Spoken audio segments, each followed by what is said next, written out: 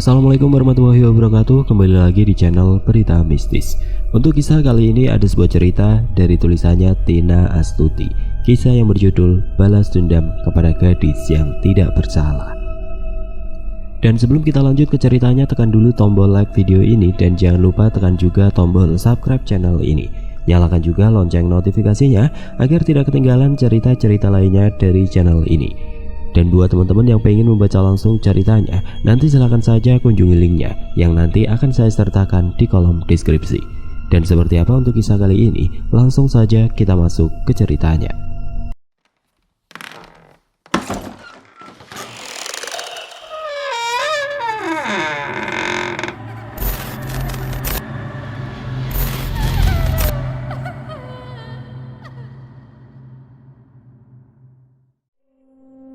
Gadis itu siapa namanya? Namanya Lulu. Cantik. Emang cantik, tapi sedikit agak kurang. Maksudnya? Ya gitu, lihat aja tingkahnya, seperti anak kecil, padahal usianya sudah 23 tahun. Jelas Arul. Bima dan Arul memperhatikan gadis yang sedang berlarian di tengah hujan itu. Rambut panjangnya basah, bahkan dress putih selututnya sudah kuyup, membentuk tubuh ramping gadis itu. Anak siapa gadis itu? Kok bisa secantik itu? Tanya Bima terus memperhatikan. Bahkan matanya tidak lepas dari gadis yang tengah bermain itu. Anak Pak Yudi, sikat Arul. Ah, apa? Iya, anak Pak Yudi. Jadi Lulu itu saudara dari Fatan? Tanya Bima. Iya, dia adik dari Fatan. Tidak menyangka jika Lulu adalah adik Fatan, pemuda sialan itu, ucap Bima tersenyum. Arul dan Bima saling pandang, mereka tersenyum membentuk seringaian. Bisa dipastikan di dalam otak mereka kini sedang merencanakan sesuatu. Astaga, ini lu Bim? Tanya Wildan. Iya, emang siapa lagi? Bima baru pulang setelah beberapa tahun pergi merantau ke pulau seberang, mencari uang untuk membayar hutang-hutang yang pernah dipinjam oleh ibunya. Gimana kabar lu, Wil? Tanya Bima sambil memeluk sahabat karibnya. Baik Bim, lu gimana di kota orang? Sepertinya sangat sejahtera nih, ucap Wildan yang tengah memperhatikan Bima dari atas hingga bawah. Dari segi penampilan yang rapi, khas anak muda kota. Baik juga, udah lama ya kita tidak berjumpa, kekeh Bima sambil menyerahkan oleh-oleh untuk Arul dan Wildan. Mereka berbincang-bincang sekedar melepaskan rasa rindu karena saat di perantauan tidak pernah bertukar kabar. Saat mereka mengobrol di teras sambil menikmati secangkir kopi disertai hujan yang sudah mulai reda, tiba-tiba pandangan mereka beralih pada sesosok gadis yang tengah berlari pontang-panting dengan wajah ketakutan. Setelah gadis itu berlari, tidak lama ada seorang lelaki parubaya yang menyusulnya sambil meneriaki nama gadis itu. Masih ingatkah siapa itu? Tanya Arul. Bima menganggukkan kepalanya sambil berkata, tidak pernah ku lupa walau sedikit pun. Dia lelaki yang menjarah habis harta kami, bahkan anak lelakinya pun telah melecehkan anak perempuanku, jawab Bima dengan suara yang bergetar. Obrolan kembali menghangat. Mereka bertukar cerita dari mengenai pekerjaan, sesekali mempertanyakan pasangan. Udah nikah Lurul? Tanya Bima. Belum lah, nggak ada modalnya, jawab Arul sambil tertawa. Lu Wildan gimana? Belum juga, nggak ada yang mau sama gua, yang pekerjaannya hanyalah kuli gini, kakek Wildan. Kini Arul dan Wildan menanyakan balik pada Bima. Semua jawaban mereka sama-sama belum menikah. Belum kepikiran nikah, padahal usia kita udah kepala 3 ya, ujar Bima terbahak. Ya gimana lagi? Gini nih, kalau cowok hidup pas-pasan, muka pun juga pas-pasan, cewek emang gak ada yang mau, ucap Arul ikut menertawakan hidupnya. Lu pindah kesini lagi Bim? Tanya Wildan. Belum tahu, yang pasti gua kesini pengen jenguk makam ibu sama makam kakak gua dulu. Yaudah, nanti kita ziarah bareng ya, gua ikut. Gua ikut juga, sahut Wildan. Cukup terharu Bima mendapat sahabat karib seperti Arul dan Wildan. Walaupun mereka sempat terpisah sekian lama, namun mereka masih akrab layaknya saudara. Makasih banyak ya lu pada, ucap Bima dengan mata berkaca-kaca. Ingat Bim, kita bertiga sahabat. Pokoknya kalau lu mau minta tolong apa, bilang aja ke kami, pasti kami bantu, ujar Arul. Iya, kami bantu sebisa mungkin, timbal Wildan. Yakin lu mau bantu gua? Tanya Bima mengulanginya. Yakin. Bima tersenyum melihat ketulusan dua sahabatnya itu. Nampak jelas dari sorot mata Arul dan Wildan jika mereka benar-benar ikhlas ingin membantu. Kalau benar-benar lu berdua sahabat gua dan benar-benar ingin bantu gua, buktikanlah. Malam ini kita bertemu lagi pukul 10 malam. Ucap Bima bangkit dan ingin meninggalkan Arul dan Wildan. Emangnya mau minta bantuan apa, Bim? Serius banget. Udahlah, yang penting lu datang aja, Will. Jangan banyak tanya, buktikan aja kalau lu itu sahabat kami, saut Arul, lelaki berambut gondrong tersebut. Ada apa emangnya? Tanya Wildan penasaran. Sedangkan Bima hanya tertawa melihat wajah Wildan. Lalu Bima mendekati Wildan sembari berbisik, datanglah kalau mau enak. Sedangkan Bima hanya tertawa melihat wajah Wildan. Lalu Bima mendekati Wildan sembari berbisik, datanglah kalau mau enak. Lalu setelahnya Bima dan Arul pergi menyisakan Wildan yang masih belum bisa mencerna perkataan sahabatnya itu. Sedangkan ingin menanyakan kembali, namun keduanya sudah berjalan jauh di antara gerimis yang menyisakan. Bima kini berjalan menyusuri desa seorang diri, sedangkan Arul sejak tadi sudah sampai di rumahnya. Suasana desa di senja hari sangat indah, apalagi sehabis hujan. Aroma khas diguyur hujan begitu khas, tanah yang basah, dedaunan yang menyisakan embun, dan banyak kenangan yang tersisa tentang ingatan masa lalunya. Ia terus berjalan hingga hampir ke ujung desa, di mana rumahnya dulu berada. Dari penuturan Arul dan Wildan, rumah tersebut sudah hampir hancur. Rumah tersebut sudah hampir hancur, tapi Bima tetap bersikeras ingin menjenguk ke sana. Sebelum sampai di rumahnya, ia sempat melalui rumah besar dengan pagar yang tinggi. Rumah Pak Yudi, rumah orang kaya di desa ini yang memiliki dua anak, satu laki-laki bernama Fatan dan satunya perempuan bernama Lulu, yang kini tumbuh dewasa yang begitu cantik. Tapi sangat disayangkan, ia tumbuh dengan kekurangan. Bima sempat lupa jika Fatan memiliki adik perempuan bernama Lulu, karena ia tidak begitu tahu tentang anak Pak Yudi yang perempuan itu.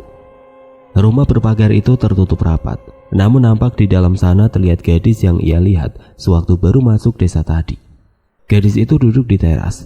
Kini penampilannya sudah bersih dengan baju tidur. Lalu dilihat secara sekilas, ia seperti gadis pada umumnya. Cantik, rambutnya panjang, kulitnya kuning langsat, memiliki senyum manis, disertai gingsul.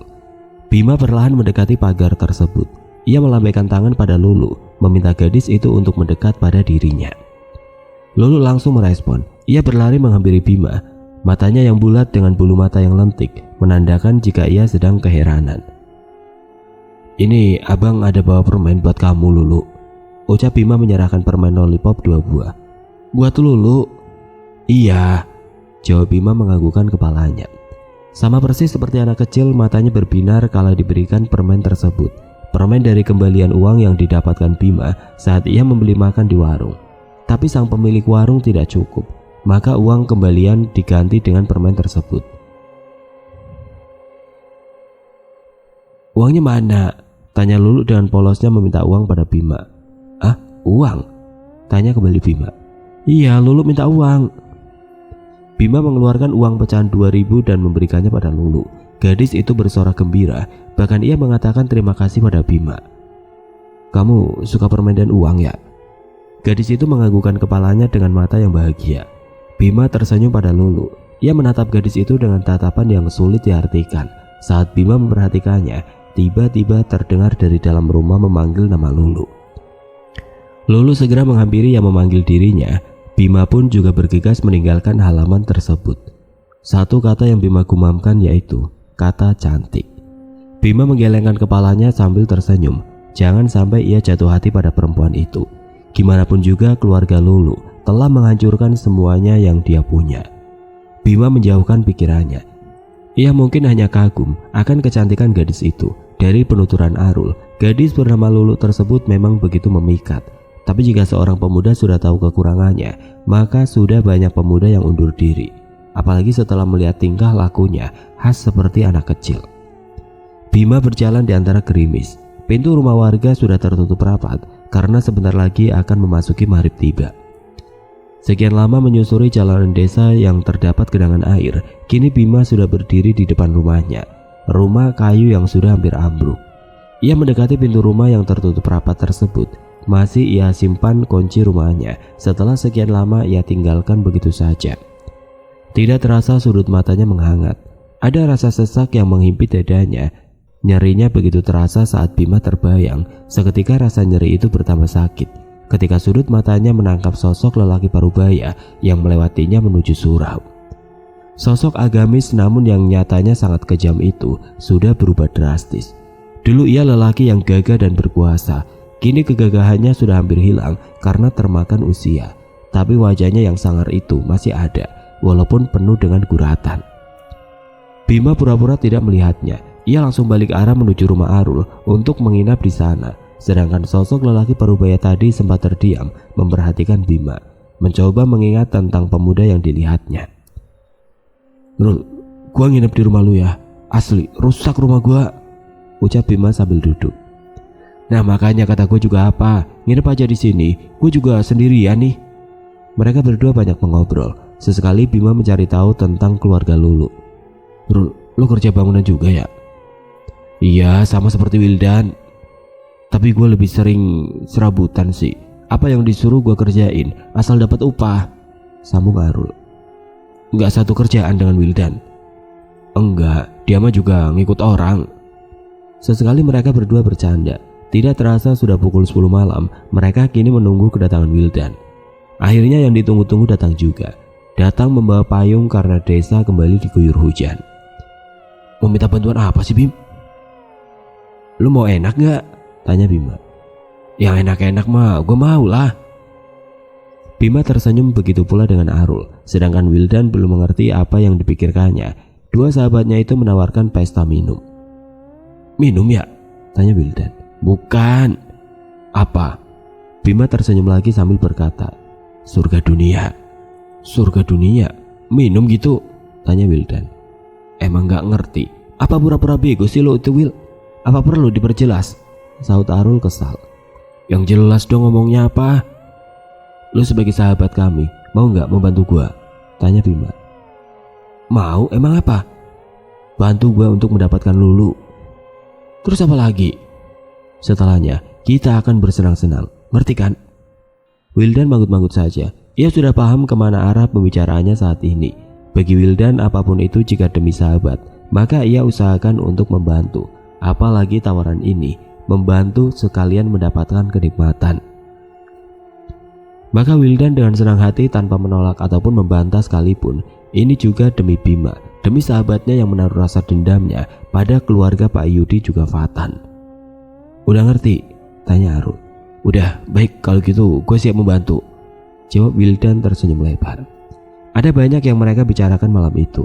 Bahkan Wildan juga berniat untuk menginap di rumah Arul. Bima bercerita panjang lebar. Ia sangat terbuka pada dua sahabatnya yang kini duduk berhadapan dengan dirinya.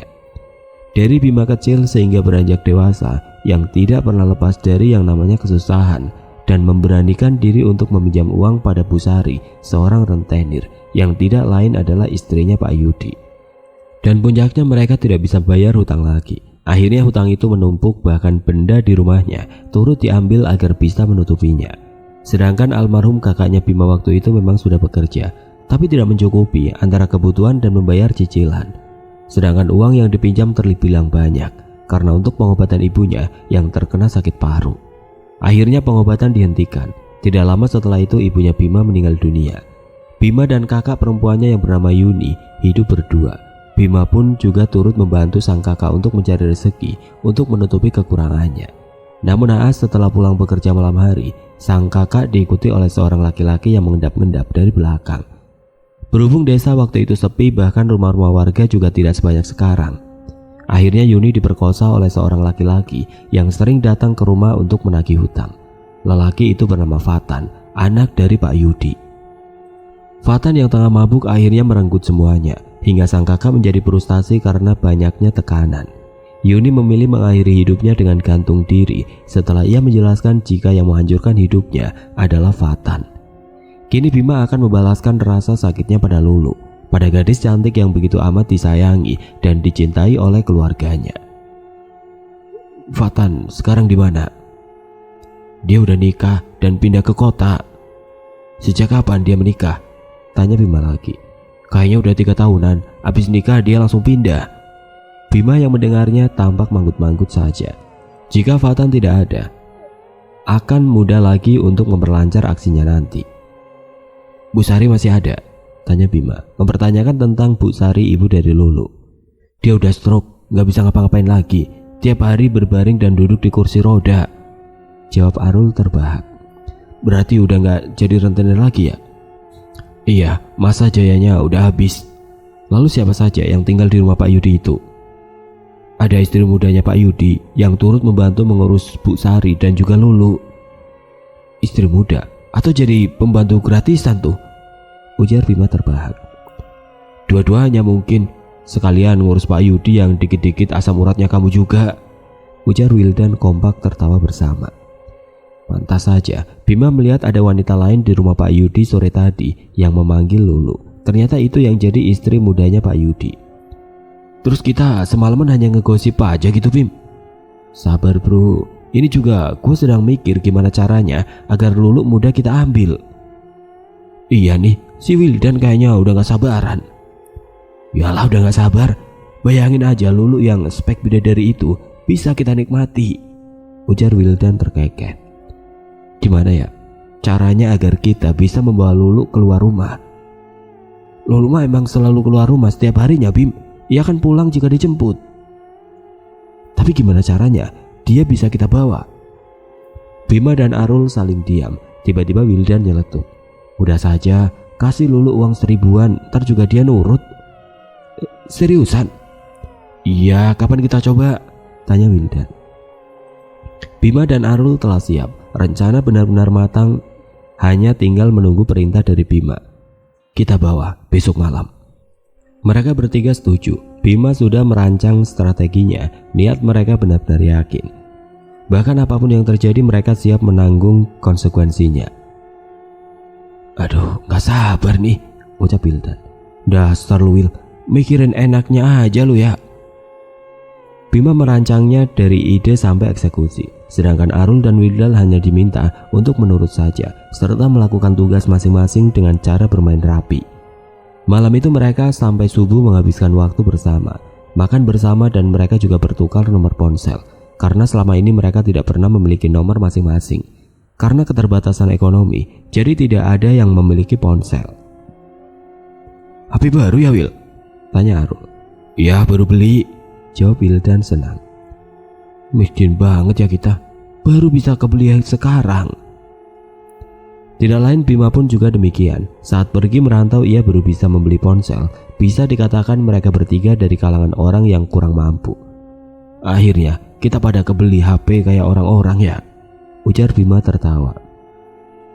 Sedangkan di luar hujan terus mengguyur bahkan semakin deras, sehingga mereka bertiga mengobrol saling berteriak satu sama lain. Kalian yakin kan untuk membantuku? Tanya Bima sekali lagi.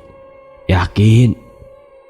Udah tahu kan resikonya jika salah satu dari kita ketahuan, dan bagaimana cara untuk menutupi semuanya? Ya Bim, tenang aja, kita berdua orangnya dapat dipercaya. Gue percaya sama lu berdua. Besok paginya mereka bangun pukul 12 siang. Wajah bantal dengan rambut aut-autan semalam, mereka begadang sembari pesta minuman. Wah pusing banget. Lu terlalu banyak minum Will, ucap Bima. Bima memang sengaja membelikan sahabatnya minuman beberapa botol. Jarang-jarang mereka minum yang memakai merek seperti yang ia bawa. Biasanya dua sahabatnya itu lebih memilih beli yang memakai botol aqua berukuran tanggung tersebut. Mahal ya yang kayak gini? Tanya Wildan. 200 ribuan doang. Banyak duit lo ya Bim, ucap Wildan. Bima yang mendengarnya hanya tertawa. Wildan terlalu banyak minum. Dia sedikit ngelantur sedangkan Arul masih tertidur pulas. Biasanya lu beli minum terus ya? Jarang Bim, tapi sesekali sih tetap minum biar badan enakan, kan gua kerja berat. Sebenarnya Bima kurang bisa minum minuman demikian, tidak cocok dengan dirinya yang baru merasakan seteguk, namun ia sudah hendak muntah. Gue beli makanan dulu ya, ucap Wildan. Nih uangnya ambil, jawab Bima sembari menyerahkan uang seharga 50 ribuan. Tahu aja lu Bim, kata Wildan sambil tersenyum. Siang berganti dengan sore mereka kembali menyusun rencana. Pertama Bima yang langsung turun tangan untuk menemui Lulu. Sejak tadi Lulu sudah dipantau oleh Bima. Dari kejauhan Bima memperhatikan sekitar, sedangkan Lulu kini sedang duduk di pos ronda sembari menikmati jajanan yang ia pegang. "Lulu," panggil Bima. Lulu segera menoleh pada sumber suara. Ia tersenyum sambil memperhatikan wajah Bima. Ia mencoba mengingat Bima yang kemarin berbaik hati padanya, memberikan permen dan juga uang. "Masih ingat sama abang kan?" tanya Bima. Lulu menganggukkan kepalanya sambil tersenyum. "Seneng gak kemarin abang kasih permen dan uang?" tanya Bima mengakrabkan dirinya.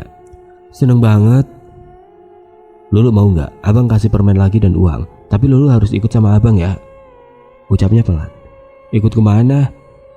"Ke warung, kita beli cemilan juga," jawab Bima meyakinkan. Lulu menganggukkan kepalanya tanda setuju. Yang ada di pikirannya saat ini ialah dapat permen, cemilan dan uang. Apalagi yang ia tahu Bima kemarin juga memberikannya permen tersebut. Ia cukup percaya pada Bima, walaupun ia tidak pernah bertemu dan melihatnya jika pemuda tersebut tinggal di desa ini. "Ayo ikut abang." Tidak sia-sia bagi Bima kemarin berbaik hati pada Lulu. Ternyata itu mampu membuat mencuri perhatian Lulu dan mendapatkan kepentingan dari gadis itu. Bima memasuki hutan membawa Lulu, sedangkan gadis tersebut menurut saja karena ia diiming-imingi permen dan uang. Bima membawa Lulu ke hutan bambu. Di sana terdapat gubuk kecil bekas pekerja bambu. "Rumah abang?" tanya Lulu. Bima menganggukkan kepala. "Ikut abang masuk yuk, abang ambil uang dulu," ucap Bima meminta Lulu masuk. "Ini uangnya," ucap Bima memberikan uang pecahan 1000-an dengan jumlah cukup banyak. Lulu berbinar melihat uang yang banyak. Tanpa ia sadari kini di belakangnya sudah ada Arul dan Wildan yang siap menghantamkan kayu kepada Lulu. Dalam hitungan ketiga, kayu besar itu menghantam punggung Lulu. Gadis itu terjerembab, ia mengadu kesakitan. Setelahnya ia diseret memasuki gubuk.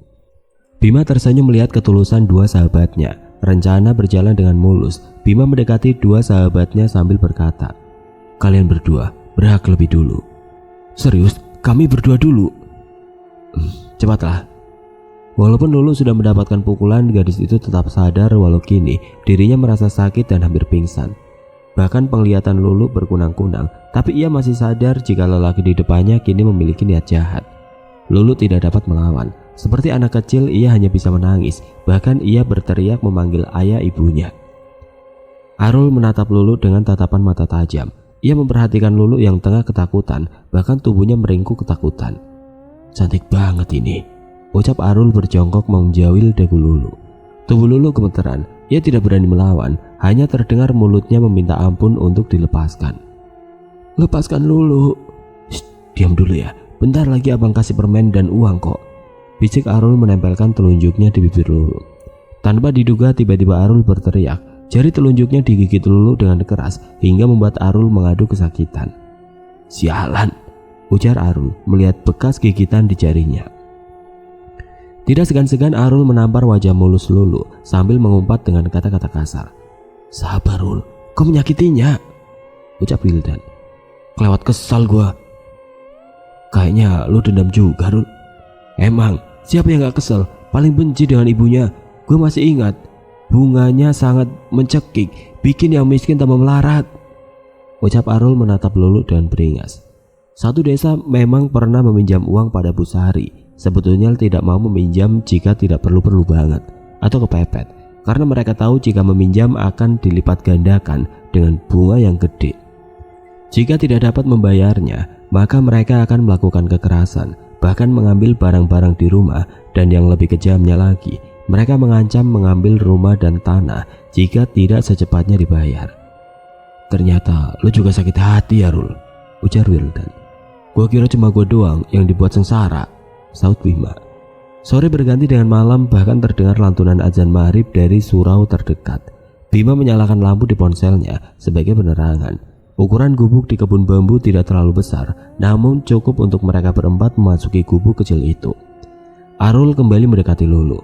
Ia berjongkok di depan Lulu sambil mengelus pipi gadis itu. "Wangi banget sih." "Cepetan dong Rul, gue juga pengen," ucap Wildan yang sejak tadi tidak sabaran menunggu giliran. "Sabar Will, gue ingin menikmatinya dulu." Arul kembali memulai aksinya. Benar-benar ia menikmati keindahan tubuh molek Lulu. Bahkan setiap celah di tubuh Lulu tidak ingin melewatkannya. Bahkan Arul sesekali mengumamkan kata cantik dan wangi. tidak ada perlawanan dari Lulu karena tangan Lulu dipegang erat oleh Wildan, sedangkan tubuh Lulu diterlantangkan. Gadis itu hanya mampu meraung-raung dan menghentak-hentakkan kakinya. Dengan penuh semangat, Arul membuka kancing baju Lulu. Saat ini Lulu memakai dress pink yang bagian dadanya terdapat kancingnya. "Lepaskan semua, nggak nih pakaiannya?" tanya Arul. "Sesuka lu aja Rul, yang penting enak," ucap Bima sambil menghisap rokoknya. Arul membuka kancing baju Lulu. Rencananya ia akan membuat gadis itu tanpa selai benang pun, namun baju Lulu sulit dilepaskan. Kelamaan. Arul langsung menyibak dress bagian bawahnya. Permainan Arul dimulai setelah ia puas memberikan ciuman bertubi-tubi pada Lulu. "Rasakan aja ya, nikmatin. Nanti Lulu juga akan merasakan enak," bisik Arul yang kini sudah berada di atas tubuh Lulu. Pertama kali Lulu merasakan hentakan yang begitu sakit. Bahkan dirinya sempat berteriak keras. Namun dengan cepat Arul menutup mulut Lulu dengan memberikan serangan dengan mulutnya. Desa Arul saat ia merenggut mahkota gadis itu. Bukan Bima saja yang merasakan sakit hati, tapi Arul pun juga demikian. Kemiskinan yang menghimpit membuat keluarganya berhutang pada keluarga Lulu. Erangan kesakitan terdengar jelas dari mulut Lulu. Bahkan air mata pun turut mengalir saat Arul dengan beringas memperkosa dirinya. Ia juga bingung entah ia dendam atau hanya untuk membantu Bima, tapi yang kini Arul rasakan dirinya benar-benar puas. Anak kesayangan Pak Yudi kini dengan mudahnya dinikmati dengan iming-iming permen dan uang. Dirasa sudah tidak tahan lagi terdengar suara Arul yang panjang mengakhiri permainannya. Arul memindai wajah Lulu. Andaikan Lulu adalah gadis normal, mungkin akan melakukan perlawanan atau berteriak. Tapi beruntung Lulu memiliki otak dan sifat seperti anak-anak. Jika diancam, maka ia tidak akan pernah berani melawan. "Bagus sayang, kau begitu nikmat," bisik Arul di telinga Lulu. Sedangkan Wildan sudah sedari tadi menunggu gilirannya. Bahkan dirinya merasakan frustasi ketika melihat Arul yang lebih dulu menikmatinya. Wildan melepaskan cengkraman tangan Lulu. Ia yakin gadis itu tidak akan berontak lagi karena tidak banyak memiliki tenaga. "Enak Rul?" tanya Wildan. Arul tidak menjawabnya. Ia lebih memilih menyalakan rokok dan menuangkan minuman ke dalam gelas kecil. "Gua dulu nih Bim," tanya Wildan. "Iya silakan aja, biar gua bagian yang terakhir." Bergetar tubuh Lulu. Ia merasakan sakit tiada tara di seluruh tubuhnya saat Wildan hendak memulai aksinya. Tiba-tiba terdengar langkah kaki yang mendekati gubuk. Terdengar jelas suara langkah yang menginjak di daunan kering. Seketika mereka bertiga menjadi tegang, khawatir ada yang memergoki aksinya. Bergegas Bima mematikan lampu ponselnya. Mereka bertiga diam sambil saling tatap. Bima berusaha mengintip dari celah gubuk sambil memerintahkan kepada sahabatnya, "Sumpal mulut Lulu, di luar ada orang," titah Bima. Bima memperhatikan sekitar. Ia mengambil ancang-ancang jika ada yang memergoki aksi mereka. Lulu tidak bisa bergerak sedikit pun. Tangan dan kakinya dipegang erat oleh Wildan dan Arul. Ia tidak bisa berontak. Tubuhnya pun sudah terkulai lemas. Namun di dalam batin Lulu, ia selalu memanggil ayah ibunya untuk segera menjemput dirinya. Mata Bima awas menatap sekitar yang mulai gelap. Seharusnya tidak mungkin ada orang yang datang marib-marib ke kebun bambu tersebut. "Bim, gimana?" Bima memilih tidak menjawabnya. Ia terus mengintip dan memperhatikan hal-hal yang tidak diinginkan nantinya. Suara gesekan bambu terdengar nyaring saat angin berembus kencang. Suasana benar-benar gelap karena langit ditutupi oleh pohon bambu yang begitu rimbun. Bima terus berdiri. Ia yakin jika suara yang ia dengar barusan bukan berasal dari langkah seseorang, tapi berharap dari langkah anjing liar ataupun hewan lainnya.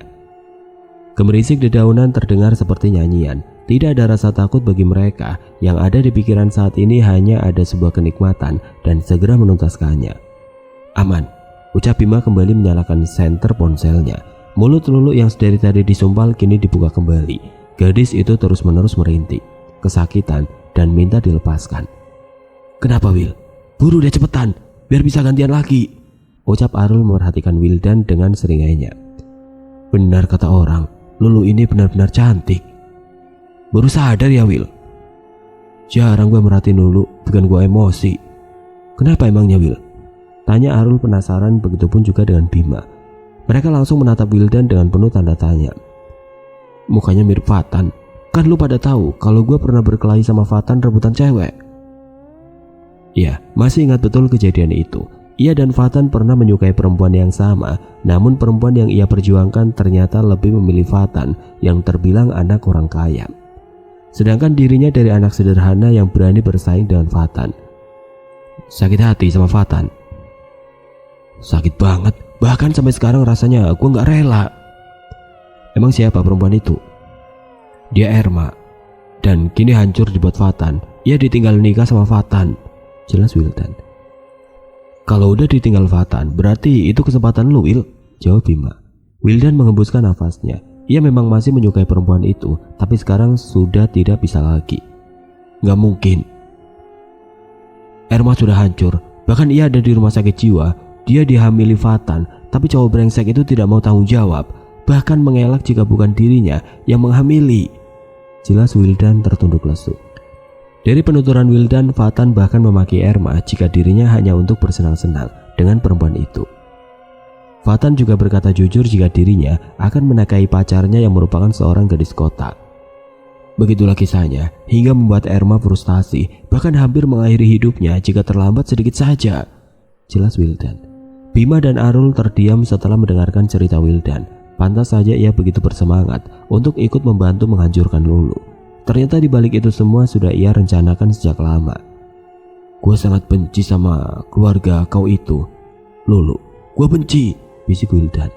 Tak, tanpa diduga Wildan melayangkan sebuah tamparan di pipi mulus Lulu. Gadis itu menangis sejadi-jadinya. Diam, bentak Wildan. Shh, jangan nangis Lulu sayang, bisiknya lagi sembari menampar pipi Lulu berulang kali. Wildan, kau menyakiti Lulu, tegur Arul. Biar dia menanggung semuanya, biar gue tuntaskan semua sakit hati gue.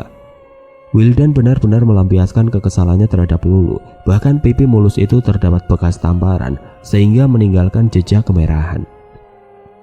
Gadis itu semakin terkulai lemas. Sesekali ia merintih kesakitan dan meminta ampun. Cepatlah Wil. Namun pemuda itu lebih senang jika menyakiti Lulu. Bahkan setiap rintihan kesakitan Lulu baginya sangat merdu di pendengarannya. Ada kesenangan dan kebahagiaan tersendiri jika ia membalas rasa sakit hatinya dengan menganiaya gadis itu. Teruslah minta ampun, abang begitu senang mendengarnya, bisik Wildan. Setelah dirinya puas menyakiti fisik Lulu, akhirnya Wildan dengan beringasnya memperkosa Lulu.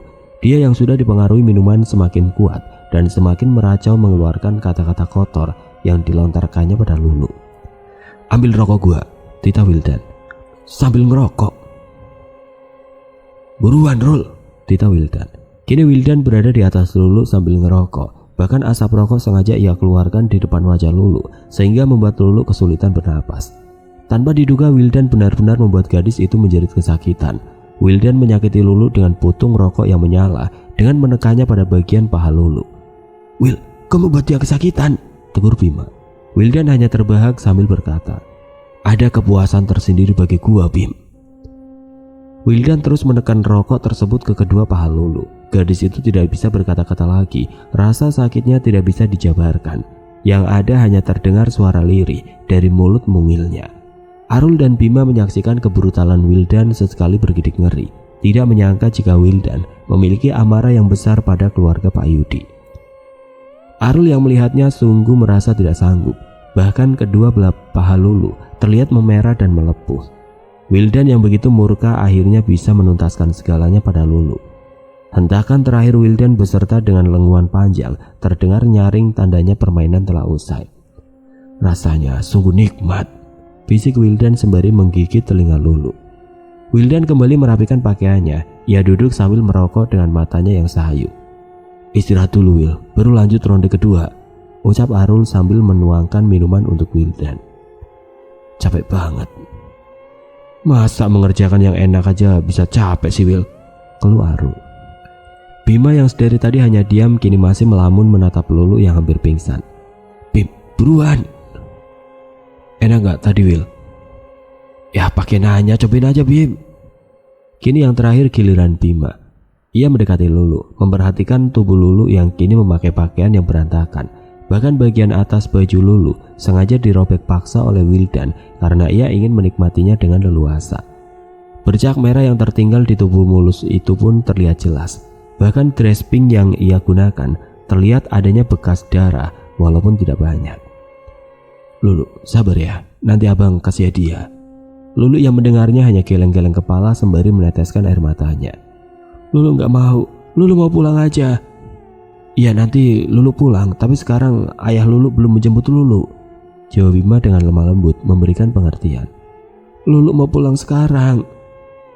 Iya, Lulu tetap pulang. Nanti abang yang antar jika ayah Lulu belum menjemput. Bima yang berhati lembut sebenarnya tidak tega melihat gadis itu menangis. Apalagi saat ini Bima merasakan ada rasa nyeri di dadanya ketika melihat Lulu yang sudah hampir pingsan. Dari hati terdalam Bima, ia tidak munafik mengakui kecantikan Lulu. Bahkan saat pandangan pertama masuk desa, yang ia lihat ialah Lulu yang sedang bermain hujan dengan cantiknya. Bima benar-benar terpesona, bahkan terkagum-kagum. Tapi setelah tahu jika Lulu anak dari Pak Yudi, maka kekagumannya seketika berubah menjadi amarah. Amarah yang sejak lama ia sembunyikan. Bim, kenapa bengong? Bima langsung tersadar dari lamunannya. Ia langsung menatap tajam pada Lulu yang terbaring. Mata elangnya menelisik sekujur tubuh Lulu. Tubuh lebam yang diruda paksa. Lulu sabar ya, abis ini abang janji akan berikan Lulu hadiah. Tapi temenin kita bertiga dulu. Bima memulainya dengan lembut. Serangan yang ia berikan benar-benar penuh kasih. Berbeda jauh dengan permainan Arul dan Wildan yang penuh dengan siksaan. Abang sayang sama Lulu. Tapi ketika abang tahu Lulu anak dari pasangan suami istri yang jahat itu, abang jadi benci dengan Lulu, ucap Bima dengan mata yang berkaca-kaca. Lulu nikmatin aja ya, relax, biar sama-sama enak. Lulu nurut aja sama abang, sekalian tutup mata Lulu, jangan tegang ya, sambung Bima benar-benar penuh kasih. Bisikan Bima mampu membuat Lulu menurut, tapi Lulu hanya menurutinya sebentar, karena Lulu kembali meringis saat Bima memulainya. Lepasin Lulu, isak Lulu. Bahkan gadis itu terus memanggil ayah ibunya, bahkan nama Fatan juga ia panggil, sehingga membuat Wildan begitu murka, karena berani-beraninya Lulu memanggil nama laki-laki brengsek itu. Satu tamparan kembali Wildan layangkan saat gadis itu terus merintih kesakitan. Bima pun juga bodoh amat atas ulah Wildan. Baginya malam itu harus benar-benar menuntaskan semuanya. Sakit, rintih Lulu sedangkan matanya terus mengalirkan air mata. Gua benci, desis Wildan. Sedangkan Bima terus menikmatinya di bawah sana sambil sesekali hentakan keras ia berikan sehingga membuat Lulu tidak dapat merintih lagi. Masing-masing dari mereka sengaja tidak memakai pengaman. Ia biarkan Lulu menanggung semuanya kalau nantinya gadis itu hamil. Hebat juga ya, dia tidak pingsan. Lulu hanya bisa pasrah. Bahkan untuk menggerakkan badannya pun rasanya ia tidak sanggup. Sekujur tubuhnya terasa sakit, ditambah dirinya mendapatkan beberapa kali tamparan. Bang Fatan, ayah, ibu, Lulu pengen pulang. Lagi-lagi Wildan kesal ketika nama Fatan disebut. Tanpa diduga ia menendang perut Lulu, bahkan menginjaknya. Mata Lulu langsung terbelalak, merasakan sakit yang tiada tara. Rasakan ini, biar mati sekalian, ucap Wildan pada Lulu yang semakin melemah, bahkan suara rintihannya pun tidak terdengar lagi. Stop Will, dia hampir mati. Wildan dengan membabi buta tidak mengindahkan peringatan dari Bima. Ia terus menendang Lulu sambil berkata, mati kau. Oke teman-teman, sampai di sini dulu ceritanya. Nantikan kelanjutan kisah ini di video berikutnya. Agar tidak ketinggalan, klik tombol subscribe channel ini dan nyalakan lonceng notifikasinya. Wassalamualaikum warahmatullahi wabarakatuh.